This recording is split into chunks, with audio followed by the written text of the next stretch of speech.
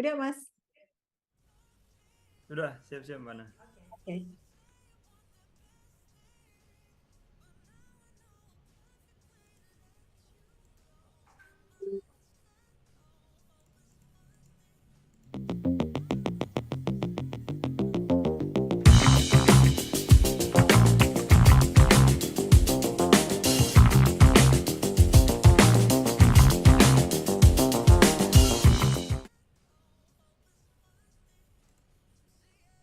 Oke.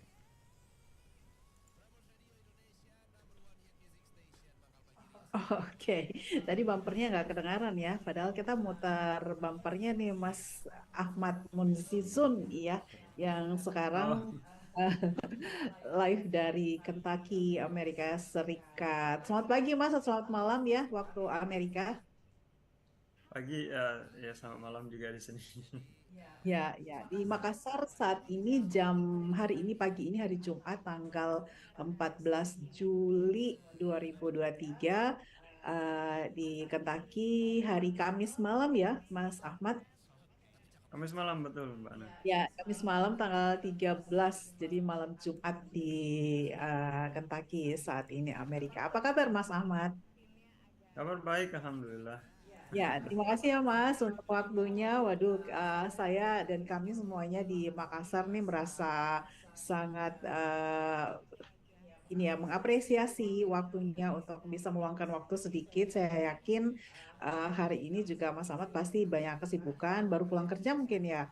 Eh, dan ini akhirnya bisa nyambung komunikasi, DM-DM-an di Instagram, dan akhirnya bisa tersambung komunikasi. Agak surprise juga sih sebenarnya kemarin ternyata DM-nya dibalas.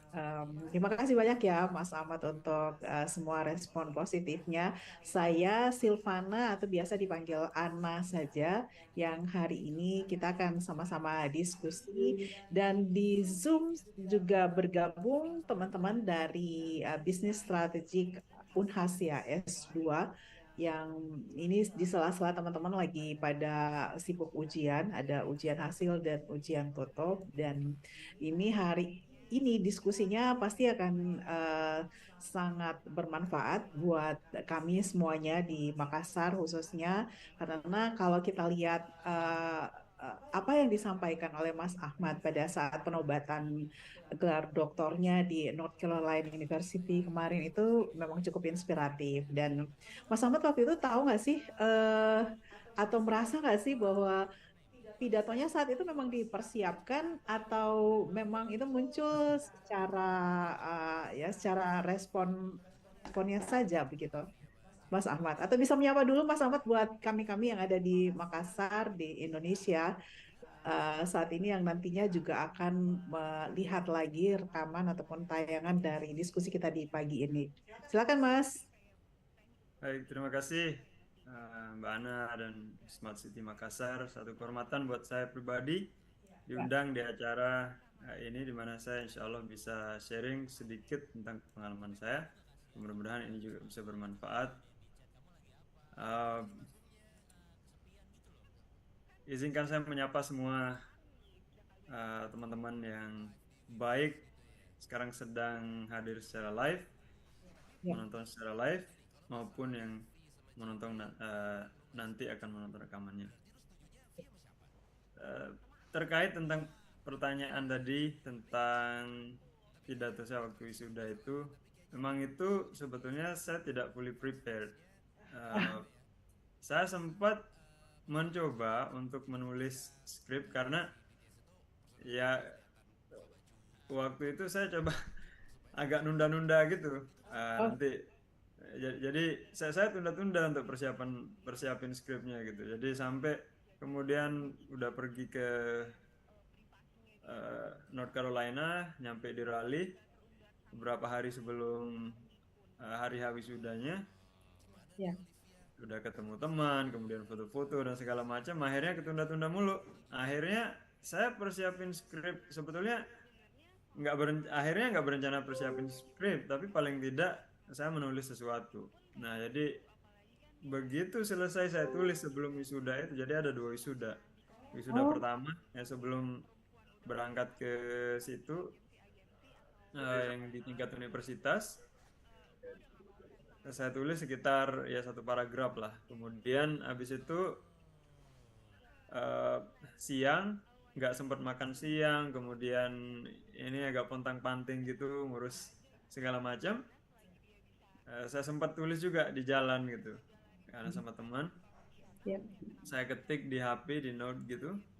ya. Nah, begitu persis setelah saya habis nulis eh, sedikit skrip gitu, udah nggak ada waktu baca lagi. Jadi udah ke yang saya ingat cuma konsep nanti whom gonna thank, kemudian kira-kira isinya apa aja gitu. Yang kemudian oke lah, Bismillah. Yang penting saya ingin ekspresikan rasa syukur saya, rasa terima kasih saya, dan mudah-mudahan energi dari dalam diri saya ini kemudian tersalurkan kepada audiens yang kemudian mudah-mudahan bisa menginspirasi gitu. Dan Ya. syukur-syukur kalau direkam gitu. Um, Banyak ya, banyak yang akhirnya share ya video Alhamdulillah tersebut gitu. ya. Nah, saya juga Eh, nggak ya, menyangka akan segitu viral ya. Uh, Begitu ini memang saya saya percaya bahwa akan ada banyak orang yang menonton, tapi nggak nggak nggak nyangka bakal viral segitu viral gitu. iya, iya, iya. Mas, itu tepatnya tanggal berapa ya di bulan Mei itu? Tanggal 6 Mei, Mbak. Oh, 6 Mei ya, karena kami mengikutinya itu berarti videonya sudah sekitar seminggu setelah itu ya. Tanggal 6 Mei ya, Betul. acara tersebut ataupun penobatan Mas Ahmad saat itu ya. Itu butuh waktu berapa lama Mas Ahmad sudah ada di Amerika? 3, 4 tahun. Ya, sebetulnya saya lulus kemarin Januari. Januari tanggal eh, Januari tanggal 5 saya sudah lulus alhamdulillah. Lulus sidang akhir untuk S3. Tapi karena habis itu kan eh, wisuda terdekat itu yang bulan Mei gitu. Sebetulnya Hmm, ada wisuda sebelumnya tapi belum bulan Desember. Karena saya lulus Januari jadi nggak bisa ikut yang Desember. ya, ya. Uh, so far saya jadi menyelesaikan sampai Januari kemarin 3,5 tahun, ditambah sampai Mei kemarin jadi empat tahun. Sekarang so far sudah 4,5 tahun. 4,5 tahun. Oke. Mas Ahmad sebenarnya kalau ini mungkin sudah sering ditanyakan ke Mas Ahmad ya kalau mau flashback begitu ya. Kan di video itu katanya even Mas Ahmad sendiri bahasa Inggrisnya belepotan gitu kan, belum belum fasih gitu. Sementara salah satu syarat untuk scholarship ke luar negeri pasti bahasa Inggrisnya gitu. Nah, sebenarnya ada beberapa teman juga sih sebenarnya saat ini yang sudah mulai apply untuk beasiswa ke luar negeri. Tantangannya memang di bahasa itu sendiri. Nah, ini bagaimana Mas Ahmad saat itu merasa sangat optimis dengan tantangan bahasa yang belum sempurna, kemudian tapi bisa nekat gitu, pokoknya maju aja dulu gitu. Gimana tuh Mas? Ya memang itulah pesan dan satu hal yang benar-benar ingin saya sampaikan tentang terutama tentang keberanian dan tekad untuk kuliah ke luar negeri ya khususnya yang ingin kuliah ke luar negeri. Jadi yang nggak pengen kuliah ke luar negeri saya nggak pernah paksa dan saya nggak ingin memotivasi yang nggak ingin kuliah ke luar negeri gitu karena saya pernah ada kesan ada orang yang bilang ya saya nggak butuh kuliah ya it's up to you gitu jadi cuma kalau teman-teman yang ingin kuliah ke luar negeri jangan sampai kemudian keinginan dan tekad serta impian itu tercegah hanya karena ada kendala bahasa gitu.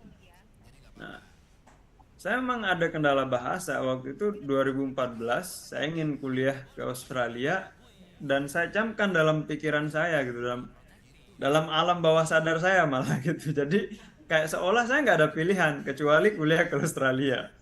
Ya. Bahkan saya nggak ingin cari kerja waktu itu. Jadi saya jobless, pontang-panting eh, ada dana dikit. Awalnya ingin kuliah, ingin kursus bahasa Inggris, tapi karena butuh dana untuk terjemah beberapa dokumen untuk daftar beberapa program waktu itu yang sebetulnya juga gagal. Akhirnya nggak ada uang untuk kursus, ya udah saya eh, coba belajar sendiri, belajar otodidak, dan Iya. alhamdulillah dipertemukan sama Allah dengan momentum beasiswa afirmasi LPDP, sama ada namanya English Language Training Assistance, yaitu dari Australia World Scholarship. Nah, Hmm. jadi yang saya simpulkan adalah ketika ada keinginan dan tekad, kemudian impian dan harapan serta kepercayaan bahwa pasti akan ada jalan dari Allah Subhanahu wa taala. Tapi menurut saya Tuhan itu ingin melihat keseriusan kita. Ya. Apa benar kita benar-benar pingin gitu. Dan waktu itu saya dipertemukan dengan beasiswa ini dengan jalan yang saya juga tidak sangka-sangka. Informasinya saya dapat misalnya ketika saya silaturahmi ke dosen saya setelah lulus, setelah sholat zuhur dari di musola pesetarakan Unram, dan itu setelah saya lulus, setelah saya wisuda gitu. Jadi bukan sesuatu hal yang terencana, walaupun saya juga berencana untuk daftar beasiswa gitu. Awalnya memang ya tentunya tidak selancar sekarang ya, sekarang juga nggak lancar-lancar amat. Saya juga pernah berpikir bahwa keterampilan bahasa saya barangkali eh, tidak the best gitu. Kadang saya berpikir bahwa kayaknya keterampilan saya dalam bertutur kemudian merangkai kata-kata itu memang tidak seperti orator, tidak seperti public speaker yang lainnya. Tapi saya yakin dari waktu ke waktu itu pasti akan ada improvement gitu. Jadi Ya. learning Tapi by doing buktinya juga. videonya eh, dengan yang cara yang sederhana, penyampaiannya simple, tapi terkesannya kan memang natural ya. Kemudian itu memang benar-benar keluar dari hati ya Mas Ahmad sendiri waktu itu, sehingga teman-teman di Indonesia merasa memang wah ini jadi satu inspirasi yang luar biasa begitu kan dengan Alhamdulillah. Ya kalau gaya. saya disuruh lagi, ya barangkali saya nggak bisa kayak gitu karena momentumnya beda gitu. Ya. Mas, itu waktu dapat informasi untuk beasiswa ke luar negeri tadi kan katanya meskipun merencanakan tapi datanya tidak terencana seperti itu kan. Waktu itu dapat informasinya ketika di Indonesia atau waktu lagi menyelesaikan S2? Eh, Beasiswa yang ke Amerika atau yang ke Amerika, ke Amerika. Di kalau S2-nya yang beasiswa juga ya?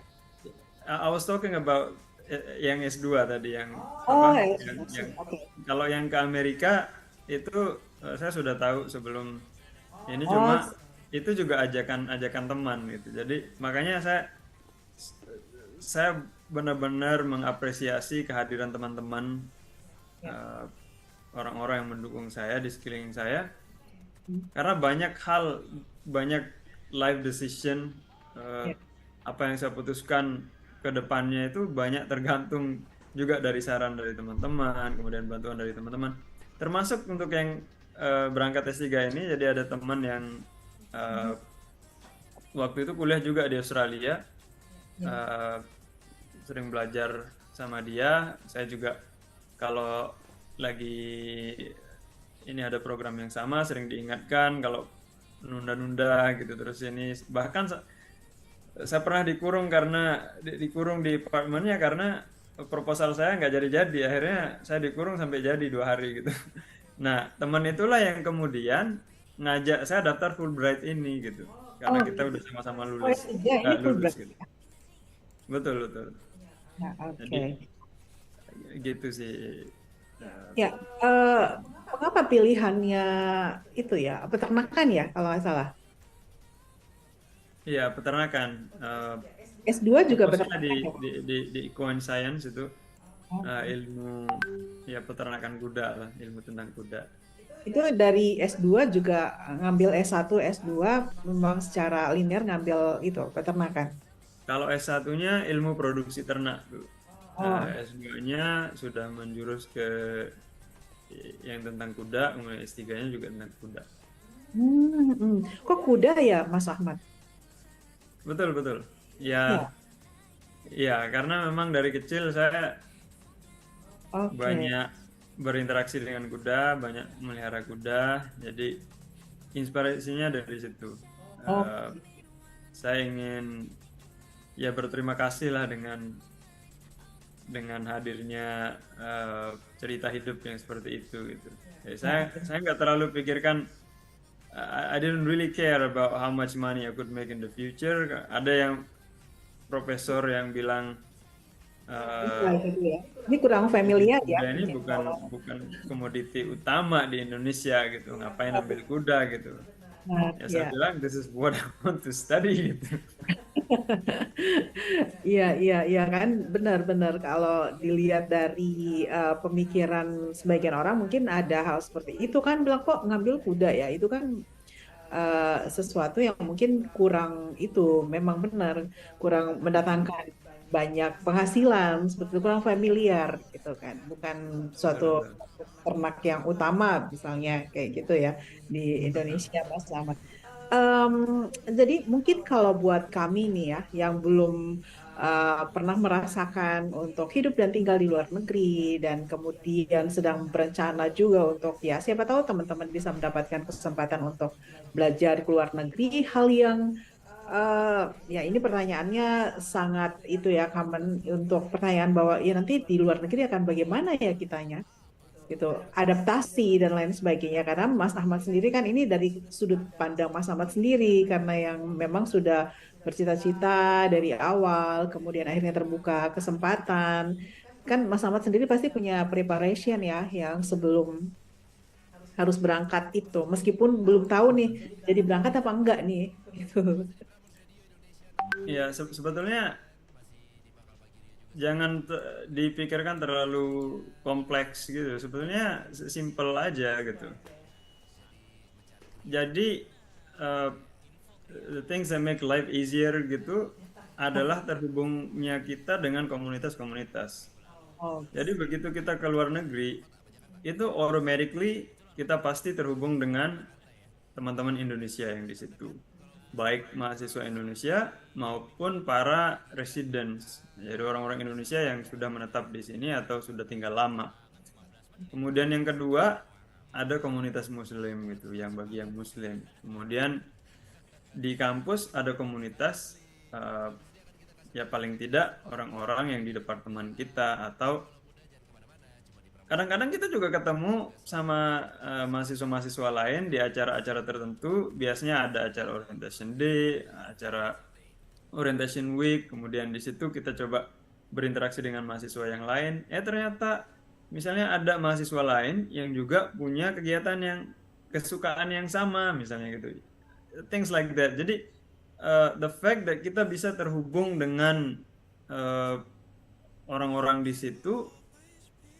Jadi misalnya kalau untuk settle ya, biasanya teman-teman Indonesia itu pasti akan bantu kita untuk settle, ngangkat barang, kemudian kebutuhan-kebutuhan untuk di kamar, di apartemen, ranjang, kasur, meja segala macam itu pasti pasti bakal dibantu gitu.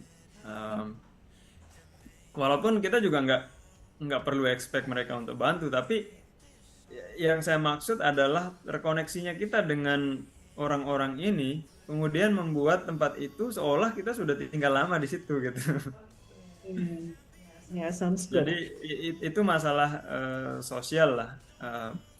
Kalau kemudian tentang masalah adaptasi tentang perkuliahan, ya tentunya kalau awal-awal baru mulai itu pasti ada sesuatu yang misalnya kayak perkuliahan yang kita tidak bisa langsung ngerti gitu, karena ada bahasa-bahasa yang bersifat teknikal sesuai dengan topik yang dibahas misalnya. Tapi sebenarnya tidak perlu khawatir, karena zaman sekarang kan ada istilahnya Blackboard, Moodle, kemudian jadi kuliahnya itu direkam, nanti kemudian kita bisa menonton slide-nya dalam bentuk video gitu. Jadi ada suaranya juga, kemudian bahkan ada video di sampingnya juga ada video kitanya di kelas sama dosennya gitu. Jadi ketika ada sesuatu yang nggak dipahami, kita bisa putar lagi, bahkan ada yang punya skrip juga gitu. Jadi it's been so much Bahasa easier. Inggrisnya mesti memang standar seperti apa ya, Mas Ahmad? sebelum ke sana gitu. Karena kemarin ada yang lulus LPDP juga kan. Terus waktu nanya, kapan berangkat? Belum, lagi masih ini dulu kursus bahasa Inggris, les bahasa Inggris gitu. Sebenarnya standarnya sampai tingkatan apa ya untuk Jadi kelas? untuk berangkat itu sebetulnya kita nggak perlu misalnya kalau IELTS. Jadi IELTS itu ada mulai dari 0 sampai 9 ya. Kalau native speaker itu 9 lah. Yang kita butuhkan untuk ke luar negeri kayak misalnya ke Australia itu cuma 6,5. Ada istilahnya TOEFL IBT juga untuk eh, ke Amerika, itu dari 90, di atas 90 sampai yang paling banyak itu 120. 90-90-an itu sudah cukup. Jadi sebetulnya nggak mesti perfect. Ya Ya, nanti sambil jalan kita perbaiki gitu. Waktu saya ke Australia juga masih belepotan saya bahasa Inggris. Di sini juga saya bilang masih belepotan juga sih. Cuma yang saya harapkan itu adalah adanya improvement gitu. iya, iya. Oke, sekarang mau tahu juga nih mungkin ya teman-teman di sini setelah kemarin Mas Ahmad sekarang aktivitasnya di sana apa nih sekarang? Eh, saya lagi magang di sini di peternakan kuda. Jadi Oh, eh, iya, jadi masih ngurus kuda seperti waktu kecil dulu, cuma bentuk peternakannya beda gitu. Jadi saya pengen ada experience ya. eh, ngurus kuda di sini ya. Jadi kesehariannya sampai at least sampai Desember ya, ya itu dulu lah. Nanti Yang setelah itu pulang kedepannya kampung. we'll see. Ya, rencananya pulang kampung atau gimana? Atau ke Indonesia lagi? Balik ke Ini masih Indonesia. sebenarnya masih istikharah ya, masih konsolidasi. Oke. Tapi Jadi orang tua mengharapkan apa sebenarnya ya kalau Mas Ahmad selalu lulus kuliah ini untuk balik? orang tua selalu selalu bilang mana yang terbaik saja gitu. Eh, orang orang tua akan selalu mendukung gitu. Jadi alhamdulillah orang tua saya sangat open minded gitu. Jadi either saya pulang ataupun kalau ada opportunity di sini Ya. juga they don't really mind it. Tapi Mas Ahmad sendiri prefernya balik atau tetap stay aja di sana mungkin karena di Amerika bisa lebih terbuka opportunity-nya untuk berkarir atau ingin mengembangkan ada keinginan untuk pulang kampung. Saya sebetulnya ya, jadi dua-duanya adalah dua hal yang exciting gitu. Saya juga semangat untuk pulang, tapi di sini juga ada banyak opportunities. Jadi itu yang kemudian apa namanya eh, jadi dua hal yang apa namanya dua hal yang berseberangan gitu. Jadi em, yang awalnya sih kalau di podcast-podcast sebelumnya saya bilang I mean saya memang punya cita-cita. Saya pengen lihat bahwa di Indonesia itu ada pusat riset kuda, kemudian saya ingin at least berkontribusi terhadap paling tidak kalau bukan untuk komunitas Indonesia secara general di seluruh Indonesia, ya paling tidak di komunitas yang bisa saya in touch gitu, yaitu komunitas pecinta kuda gitu. Di Indonesia di NTB kita punya pecinta kuda yang kayak misalnya lintasan pacuan kuda kita perlu dibenahi sistemnya segala macam. Ya Oh, hal-hal barangkali hal-hal kecil seperti itu yang yang bisa saya sentuh. Kemudian eh, mengedukasi masyarakat lokal tentang bagaimana kemudian merawat kuda, kemudian pakan dan segala macam.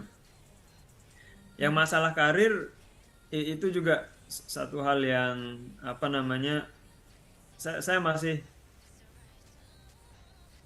mencoba menentukan pilihan ya. di mana sebetulnya kalau mengajar saya memang suka ini ya, suka orasi, suka mengajar, suka ini, cuma eh, ini juga saya masih konsolidasi dalam diri saya gitu.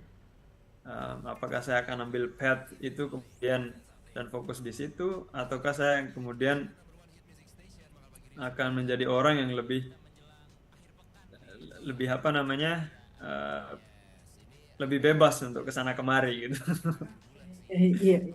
Tapi di Indonesia waktu Mas Ahmad mengambil spesialisasi ternak ya, berarti ternak kuda ya waktu masih S1 waktu itu. Itu di mana Mas Ahmad? Di Universitas S1 Mataram, di Mataram ya. betul. Oh oke, iya iya. Nah menurut Mas Ahmad sendiri sebenarnya kalau di Indonesia hal-hal yang seperti apa khususnya ya di lingkup ternak kuda ini yang mesti diperhatikan atau belum memang tersentuh sama sekali? Jadi saya kemarin salah satu penelitian untuk disertasi saya itu tentang ya penelitian sederhana sih sebetulnya. Jadi saya keliling ke para peternak dan pencinta kuda, terutama yang ternak kuda pacu. Itu yang saya temuin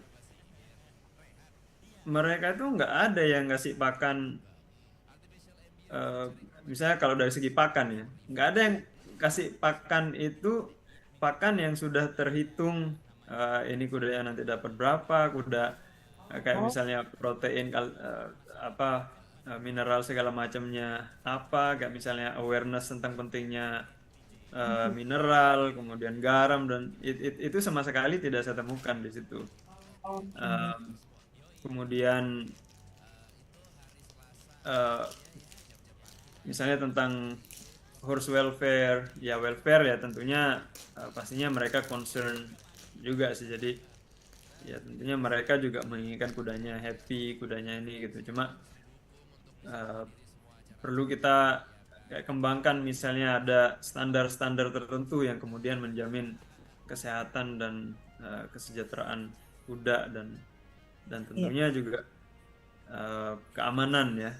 Misalnya kita punya pacuan kuda di situ, tapi eh, arena kemudian fasilitas-fasilitas dan sistemnya juga belum menjamin. Kayak misalnya kalau ada kecelakaan, kemudian eh, ada hal-hal yang tidak diinginkan itu eh, masih belum terlihat akan teratasi dengan se- sepenuhnya gitu, secepat mungkin gitu. Jadi Iya, hal-hal iya. seperti itulah. Oke, iya.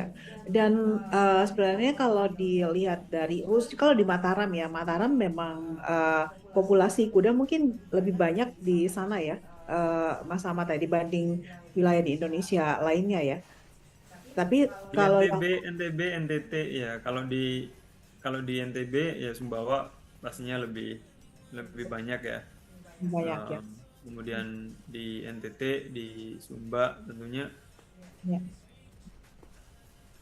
Oke, eh, ya Mas Ahmad, kalau dibanding Indonesia dengan Amerika ya tentunya ya, kalau Mas Ahmad sendiri melihat ini dari segi perhatian dari government-nya sendiri, karena kalau di Indonesia mungkin karena kuda bukan merupakan salah satu Ya, ternak yang cukup apa ya, cukup besar ya begitu untuk populasinya ya mungkin ya Mas Ahmad di ya. Indonesia. Kalau dilihat dari segi perbandingan itu sebenarnya ini will-nya dari government sendiri di Amerika itu seberapa besar untuk ternak ini, untuk pengembangan, untuk hal-hal yang mungkin di Indonesia itu belum terlalu diperhatikan, lebih karena memang ternak kuda mungkin masih dilakukan secara tradisional ya mungkin ya Mas Ahmad.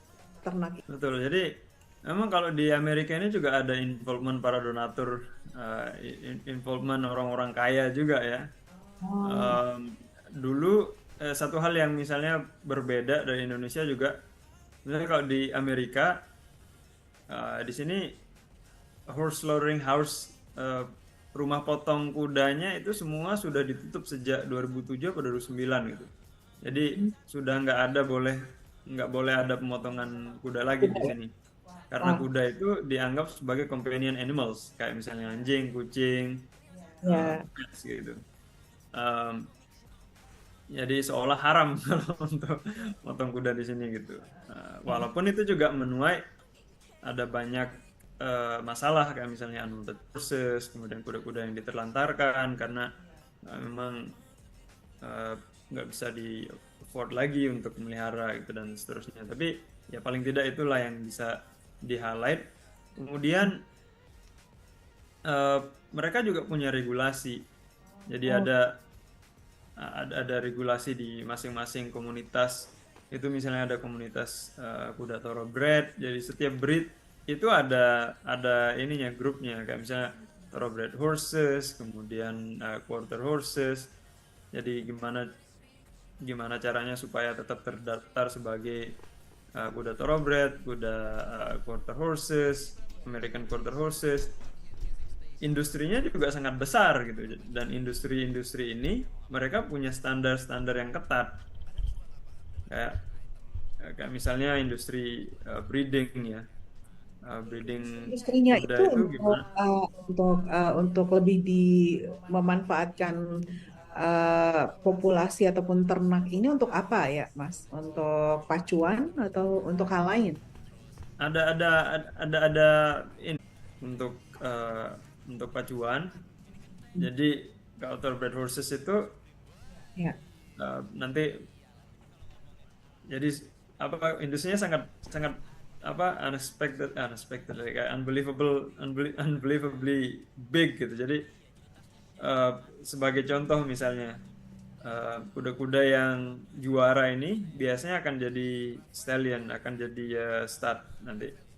Nah, nanti kemudian orang-orang yang punya indukan akan bayar ke mereka, Ya. bahkan sekali live cover gitu. Kalau thoroughbred itu harus live cover, jadi nggak boleh artificial insemination. Hmm. Inseminasi buatan nggak diperbolehkan di thoroughbred industri. Ya itu maksud saya salah satu regulasi yang ketat gitu. Um, Satu kali tuh biasanya itu bisa, kalau dirupiahkan ya, kalau dolarnya itu bisa dari 5.000 Hmm. sampai 250.000 US dollar. Jadi bahkan sampai eh, sekitar berapa itu, miliaran miliaran Indonesian rupiah gitu hanya untuk mengawinkan kuda gitu. Jadi saking industrinya sudah besar, tapi benar-benar terregulasi gitu. Dan Ya. komunitasnya besar. Eh, Kayak misalnya pacuan-pacuannya juga yang mendunia, kemudian itu juga ada, tidak cuma karena support dari pemerintah, tapi orang-orang para milioner, kemudian orang-orang kaya itu juga mereka membackup semua program ini gitu. Oke, iya, iya, luar biasa ya, Mas Ahmad. Jadi memang peluang karirnya bisa lebih terbuka luas ya di sana ya, Mas Ahmad. Mas, ini ada satu kalimat kali ya. Ini kita mau menjelang akhir nih. Masih banyak sebenarnya, tapi waktunya sudah di ujung waktu untuk diskusi hari ini. Mas Ahmad kan sempat sebut be thankful of who you are and be optimistic, itu kan ya yang di highlight oleh netizen pada saat Mas Ahmad menyampaikan pidato pada saat pengukuhan dokternya ya kalau nggak salah. Itu memang muncul tadi ya kan secara respon Mas Ahmad saja ketika merencanakan hal-hal seperti itu, malah akhirnya yang muncul apa saja yang ada di ingatan Mas Ahmad. Mas Ahmad kalau ingin eh, menyampaikan terima kasih lagi pada saat yang disampaikan itu, apa sih yang Mas Ahmad ingin sampaikan kepada kita di sini, kepada Indonesia di sini, kepada teman-teman di Indonesia, kepada orang-orang yang sudah mendukung Mas Ahmad? Ya, saya benar-benar berterima kasih dan bangga menjadi bagian dari, terutama menjadi bagian kecil dari bangsa Indonesia yang besar. Ada yang bilang bahwa sekarang Indonesia bangga memiliki saya. Tapi Ya, sebetulnya sayalah yang bangga memiliki Indonesia. Dan tentunya kata-kata saya tidak akan pernah mewakili rasa terima kasih saya kepada semua orang-orang yang telah mendukung, ya, eh, membantu saya, dan tentunya kadang saya juga ingin selalu mengajarkan diri saya untuk tetap rendah hati, tetap eh, menjadi orang yang berterima kasih, ya. karena tentunya sukses apapun itu kadang tidak cuma karena hasil dari jerih payah kita sendiri. Barangkali sukses kita itu adalah hasil dari doa orang yang di samping kita, doa orang yang di belakang kita, doa orang yang mengharapkan kesuksesan kita gitu. Yang barangkali kita juga tidak tahu bahwa ternyata kita didoakan, ternyata kita diharapkan gitu. Ya, ya, ya, benar. Terima kasih banyak nih Mas Ahmad. Ada yang mau bertanya, coba kita cek dulu. Silakan ya teman-teman. Mungkin kalau ingin bertanya bisa angkat tangan, jangan angkat tangan. Mas Ahmad, tapi saat ini saya lihat juga ya di Instagramnya Mas Ahmad itu sedikit aja nih Mas. Mas sekarang aktivitasnya juga banyak di masjid, banyak khutbah sana sini. Itu juga benar ya. Sekarang seperti itu. Iya, jadi karena di sini ada ya seperti yang saya bilang tadi, jadi kita juga terhubung dengan komunitas-komunitas termasuk komunitas Muslim di sini dan alhamdulillah saya juga dikasih kesempatan untuk berkhutbah juga, kayak misalnya sekali dalam ya berapa waktu lah, mungkin sekali sebulan atau tergantung kalau misalnya nggak ada ini yang akan khutbah nanti dihubungi gitu. Jadi Ya, ya. Ini besok di Jumat ada rencana untuk khutbah lagi, Mas, di waktu Amerika ya? kalau besok enggak saya kalau yang Jumat ini saya enggak. Oh gitu. Tapi berapa Jumat ke depan? Oh sih, iya, iya, iya. Ada yang ingin masuk, Mas Sulaiman, silakan. Ya, Halo. halo. Ya, Halo. ya. Ya, Dengar? sedikit Ya, ya. dengar? Oh, ya. Ya, Halo, silakan. Kak Ahmad Munjizun. Ya, bisa disebutkan Mas Sulaiman. Mas Oh ya, Sulaiman. perkenalkan saya Sulaiman. Saya lulusan S1 Universitas Fajar Makassar. Dengar?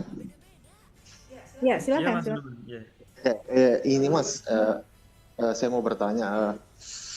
Kira-kira ada tidak titik di mana Mas Munjizun ini istilahnya kayak merasa wah saya kayaknya mau menyerah begitu, istilahnya tiba-tiba ada di titik terendahnya gitu. Kalau misalnya ada apa yang Mas lakukan itu? Karena kadang saya juga biasa merasa begitu, kadang mau menyerah begitu. Oke, mungkin Lulus ya, Mas Sulaiman lulusnya tahun berapa? Saya ya, lulus yang siapa maksudnya? Ya, Mas Sulaiman. Mas Sulaiman ini lulus tahun berapa? 2022. Oke, baru 2022. Oke, terima kasih ya. Ya, poinnya sudah kita dapat. Jadi kalau Mas Ahmad ini pernah nggak sih merasa ada di titik terendah, kemudian kayak give up, tidak mau lanjut lagi gitu. Kalau pada saat hal-hal seperti itu, apa yang dilakukan untuk bisa memotivasi lagi? Ya pernah dan sering tentunya. Ada ya, jadi makanya I come up with those motivational words, kemudian saya ingin memotivasi teman-teman juga, karena itu juga memang adalah sesuatu yang datang dari pengalaman saya pribadi. Barangkali teman-teman melihat bahwa saya selalu up, saya selalu termotivasi, saya selalu semangat. Tidak, sebetulnya tantangan itu selalu datang setiap hari. Bisikan-bisikan seperti you cannot do this, you cannot do that, you are not worth it, dan seterusnya. Itu bisikan-bisikan seperti itu selalu ada, selalu datang tiap hari, tiap jam. Pasti akan ada sesuatu yang kemudian kalau kita pikir, oh, kayaknya saya kurang beruntung, kayaknya orang itu lebih baik dari saya, dan seterusnya. Tendency to compare ourselves with other people. Apalagi lebih-lebih sekarang kalau kita scroll down di sosial media, di Instagram segala macam, itu we are very prone and vulnerable to compare ourselves with others gitu. Tapi sekarang apakah kemudian kita akan membiarkan diri kita terpengaruh dengan apa yang terjadi di lingkungan sekitar kita? Ataukah kemudian kita yang ingin menjadi asbab lingkungan kita menjadi positif? Gitu? itulah yang kemudian terus saya tanamkan gitu. Kalau saya lagi down, ya udah, kalau memang kita perlu menangis ya menangislah gitu. Kalau kita perlu berteriak ya berteriaklah. Tetapi jangan sampai berhenti gitu. Jangan sampai berhenti mengejar apa yang kita ingin kejar. Apakah pernah saya kemudian berada pada titik terendah? Salah satu contohnya misalnya kemarin saja akhir 2021 awal 2022 saya sampai kemudian salah satu opsinya adalah saya tidak lanjut kuliah. Saya tidak lanjutkan S3. Kenapa? Karena pada saat yang sama ada masalah dari kanan, kiri, depan, belakang, masalah akademik, masalah itu, masalah ini, yang kemudian happening at the same time gitu, kayak kerasa didobrak gitu. Kenapa mesti datang pada saat yang sama gitu? Dan pertanyaan yang besar kadang-kadang yang perlu kita hindari itu adalah pertanyaan yang kemudian kita bertanya, kita bilang pada diri, atau kita bilang pada Tuhan, kenapa mesti saya yang harus menghadapi ini gitu. Dan itu adalah pertanyaan yang mestinya kita gunakan either untuk terus maju atau terus akan kemudian kita berhenti. Kalau ada pertanyaan kenapa mesti saya, ya jawabannya adalah ya barangkali Allah menginginkan saya untuk menjadi orang yang lebih maju, orang yang lebih besar, orang yang lebih mampu untuk menghandle situasi ini. Karena barangkali Allah tidak percaya pada orang lain untuk menghandle masalah ini, tapi Allah percayanya kepada saya gitu. Spesial ya, you are special berarti. Betul. Jadi kalau kita ditimpa tantangan itu, kita harus merasa spesial karena ya my story is unique and my story is no other people would have it. Iya, gitu ya. Sulaiman ya, demikian ya. Mudah-mudahan ya Sulaiman. Jadi ya kalau ada misalnya cita-cita untuk kuliah ke luar negeri, ya no matter in what point your English is right now, bahasa Inggris itu bukan satu-satunya yang menjadi penentu. Tapi memang bahasa Inggris itu harus benar-benar ready supaya yang kualitas-kualitas yang lain itu juga bisa kita persiapkan. Ya, oke. Terima kasih ya Mas Sulaiman untuk waktunya. Baik. Ya, terima kasih.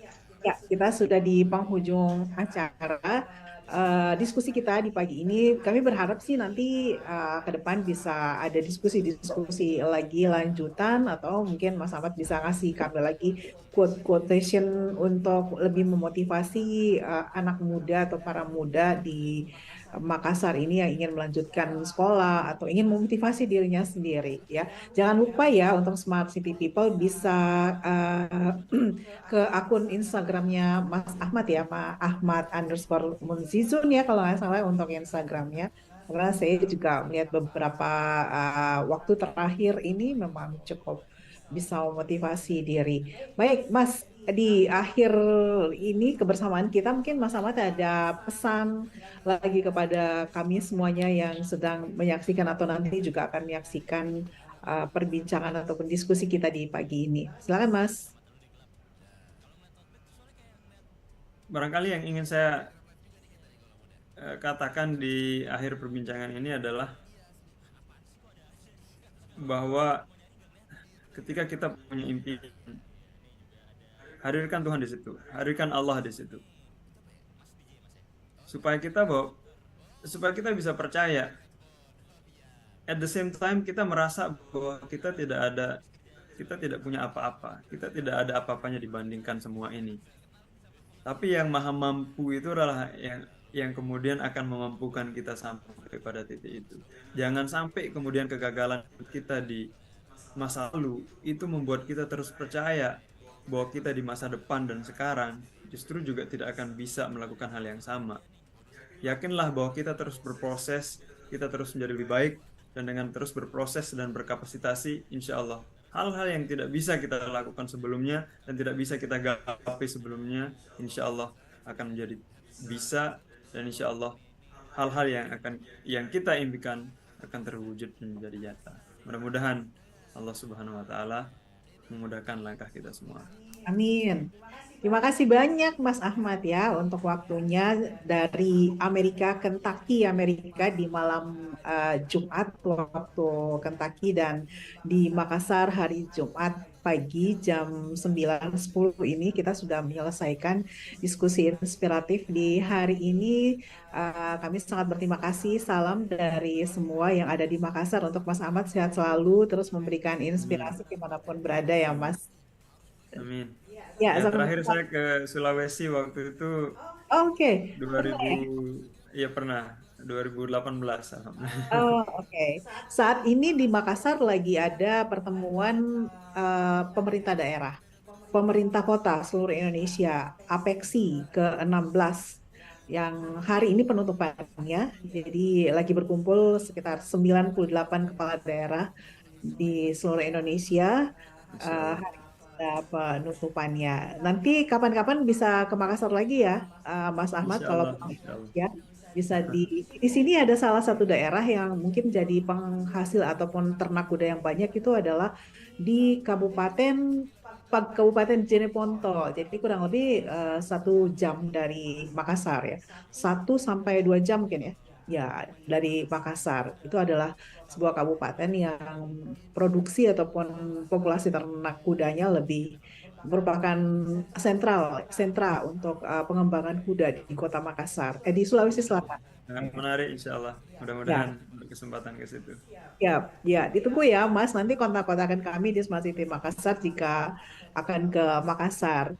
Salam ya, Mas Ahmad, buat Insya Allah. semua teman-temannya dan komunitasnya, koleganya di sana.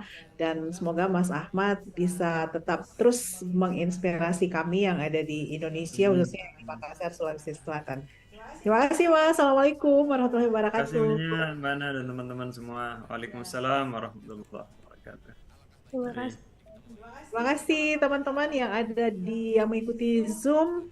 Terima kasih, Buat Kak. ya Mardia, buat Krisna. Wah, Krisna jauh sekali nih dari Toraja ya. Terima kasih ya dan siap-siap untuk